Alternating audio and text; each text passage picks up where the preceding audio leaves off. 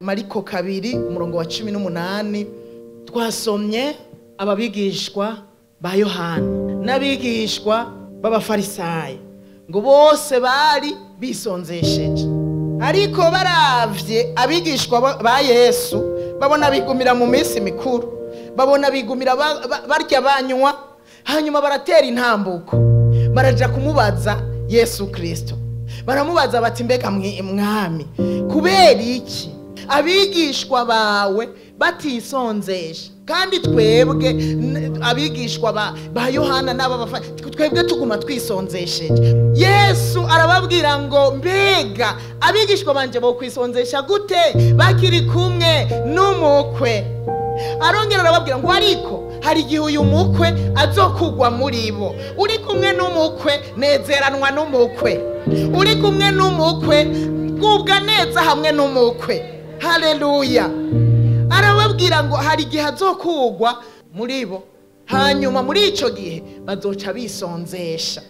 Mbega umukwe aracari muri twebwe canke yaragiye? Yaragiye, yaraduze. Erega hayari kavuga igihe azodugira azosubirira mu ijuru.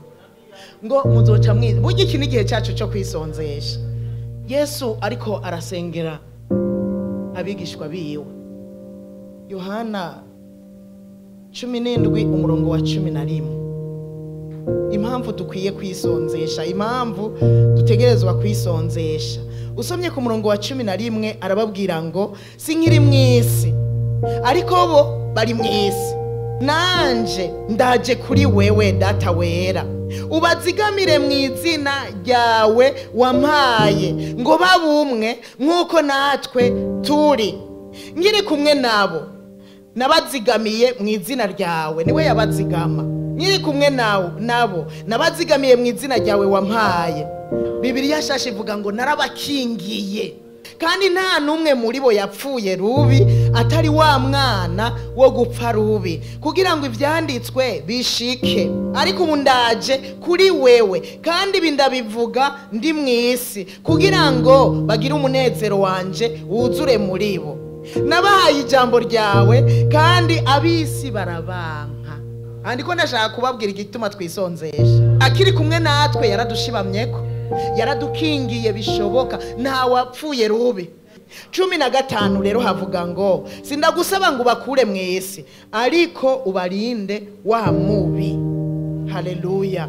Ubarinde wa mubi. Iki nico gituma dutegerezwa kwisonzesha. Nibihe vyacu byo kwisonzesha. Turi mwisi, abisi baratwanka, isi iratwanka, satani aratwanka, kandi Yesu aravuga sindagusaba ngo yibakuremwo, bazoyimatamwo bisonzesha, babandanya urugendo, banesha, bongera bategwa, bongera bisonzesha, bagenda baranesha. Haleluya. Iki ni gihe cyacu cyo kwisonzesha.